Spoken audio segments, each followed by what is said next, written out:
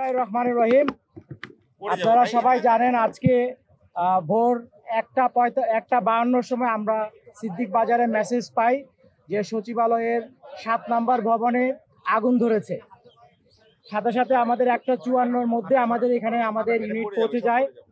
এই পর্যন্ত আমাদের এখানে 19টা ইউনিট নিয়োজিত করা হয়েছে, বাট এর মধ্যে আপনার 10টা ইউনিট ফিজিক্যালি কাজ করেছে, কারণ এখানে গাড়ি প্রবেশে কিছু সীমাবদ্ধতা আছে। বিশেষ করে বড় গাড়িগুলি ঢুকানো কঠিন ছিল, বাট আমরা আমাদের বড় যে লেডার যেগুলি আছে, এপিএল যেগুলিকে বলি, সেগুলিকে এখানে সামনের গেট ভেঙে আমরা 2টা গাড়ি ঢুকিয়েছি এবং বর্তমানে আমরা আগুনকে কন্ট্রোলে নিয়ে এসেছি। 6, 7, 8, 9 এই 4টা তলায় আগুন ধরেছে এবং বর্তমানে আমরা আশা করছি আর ঘন্টাখানিকের মধ্যে অগ্নি নির্বাপন সম্পূর্ণ শেষ হবে বলে আমরা বিশ্বাস করি। বর্তমানে আমাদের ফায়ার ফাইটাররা দালানের ভিতরে কাজ করছে এবং প্রতিটা রুম সার্চ করে করে আগুন নিভানোর ব্যবস্থা করেছে এবং মোটামুটি এটা প্রায় শেষের দিকে।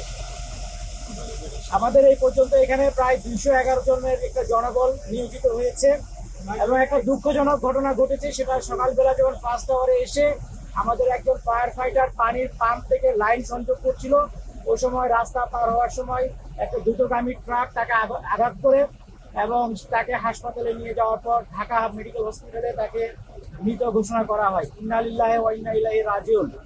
যতটুকু জানতে পেরেছি, এই ভবনে আভ্যন্তরীণ সম্পদ বিভাগ, আর্থিক প্রতিষ্ঠান বিভাগ, ডাক, টেলিযোগাযোগ, তথ্য প্রযুক্তি, শ্রম ও কর্মসংস্থান, যুব ও ক্রীড়া, স্থানীয় সরকার, পল্লী উন্নয়ন সমবায়, সড়ক পরিবহন, সেতু বিভাগ রয়েছে।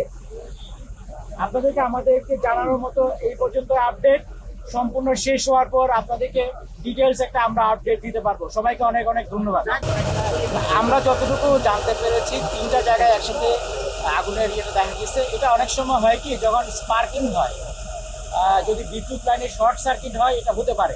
তবে আমরা এটা এখন কনফার্ম বলবো না যতক্ষণ পর্যন্ত না আমরা তদন্ত করে শেষ করছি। বাট এটা হতে পারে, এটা অবশ্যই হয়েছে, এটা আমরা বলবো না। বাট এটা যদি শর্ট সার্কিটের বিষয় থেকে থাকে এবং একই লাইনে হয়ে থাকে, তাহলে এটা হতে পারে। আমরা আশা করছি আর কিছুক্ষণ পরে ডিটেইলস বলতে পারবো। বাট আমাদের যেহেতু এটা রাতের বেলা ছিল, আশা করি ওখানে ভিতরে কেউ ছিল না। আমরা সার্চ করার পরে ফাইনালি বলতে পারবো কোনো হতাহত কেউ হয়েছে কিনা।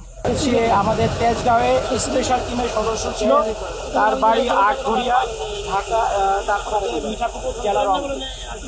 আর সে আমাদের এখানে চাকরি প্রায় 2 বছর মনে হয়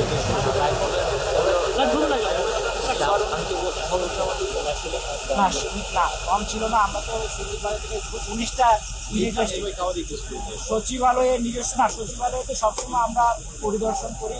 প্রত্যেকটা ফ্লোরে ফায়ার এক্সটিংগুইশার আছে এবং আপনাদের জাস্ট জানার জন্য সবসময় এই যে ভবন নাম্বার 7-এর সামনে স্বরাষ্ট্র মন্ত্রণালয়ের পাশে কিন্তু আমাদের একটা ওয়াটার টেন্ডার, পানিবাহী গাড়ি সবসময় থাকে, ফায়ার ফাইটার সহ ব্যবস্থা ছিল। কিন্তু সমস্যা যেটা হয় অনেক সময়, যেহেতু এখানে একটা বিল্ডিংটা রেস্ট্রিক্টেড বা কনফাইন্ড টাইপ, অনেক সময় আগুন ধরলে সেটা দ্রুত ছড়ায় যায়। এবং যেহেতু এটা দিনের বেলা হয় নাই, আগুন যখন ধরেছে তখন তো এক্সটিংগুইশার ওখানে ব্যবহার করার কেউ ছিল না, ফলে সেই কারণে হয়তো আগুনটা দ্রুত ছড়িয়ে পড়ছে। আচ্ছা, আমি DG fire service brigadier general Mohammad Zahid. ধন্যবাদ।